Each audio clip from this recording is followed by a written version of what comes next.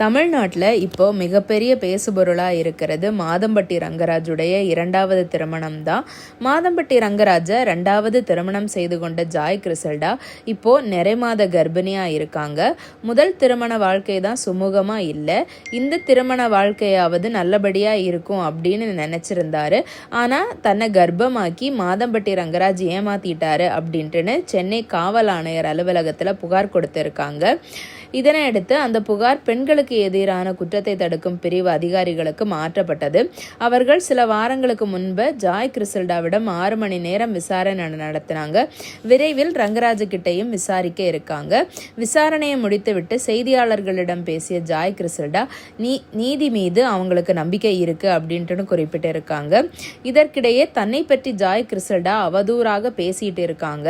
அவர் வெளியிடும் வீடியோக்கள், புகைப்படங்கள் தனது பெயருக்கும் தன்னுடைய நிறுவனத்திற்கும் நஷ்டம் ஏற்பட்டிருக்கு. எனவே அவர் தன்னை பற்றி பேசுவதற்கு தடை விதிக்க வேண்டும் அப்படின்ட்டு மாதம்பட்டி ரங்கராஜ் நீதிமன்ற படிகள் ஏறினார். அந்த மனுவை விசாரித்த நீதிபதி அதெல்லாம் தடை விதிக்க முடியாது அப்படின்ட்டு அதிரடி உத்தரவிட்டிருக்காங்க. நீதிபதியின் இந்த தீர்ப்பு கிறிசல்டாவுக்கு உச்சகட்ட சந்தோஷத்தை கொடுத்திருக்கு.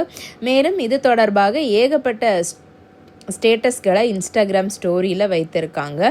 அது மட்டுமின்றி தனியாக நின்றாலும் உண்மையின் பக்கம் நிற்க வேண்டும் அப்படின்ட்டு தெரிவிச்சிருக்காங்க ஜாய் கிறிசல்டா. இந்நிலையில் இன்று அவர் சென்னையில் வைத்த பத்திரிகையாளர்களை சந்தித்த போது பத்திரிகையாளர்களிடம் பேசிய ஜாய் கிறிசல்டா மாதம்பட்டி ரங்கராஜ் தரப்பிலிருந்து எனக்கு மிரட்டல் எதுவும் இதுவரை வரலை. ஒருவேளை எதிர்காலத்தில் எனக்கோ என் குழந்தைக்கோ ஏதாவது நடந்தால் அதுக்கு முழுக்க காரணம் ரங்கராஜ் தான். அவரால் நான் மட்டுமில்லை, நிறைய பெண்கள் பாதிக்கப்பட்டிருக்காங்க. அதனால் அந்த பெண்களே என்கிட்ட சொல்லியிருக்காங்க அப்படின்ட்டு தெரிவிச்சிருக்காங்க. இதை பற்றி உங்கள் கருத்து என்ன அப்படிங்கிறத கமெண்ட் செக்ஷனில் சொல்லுங்கள். நன்றி.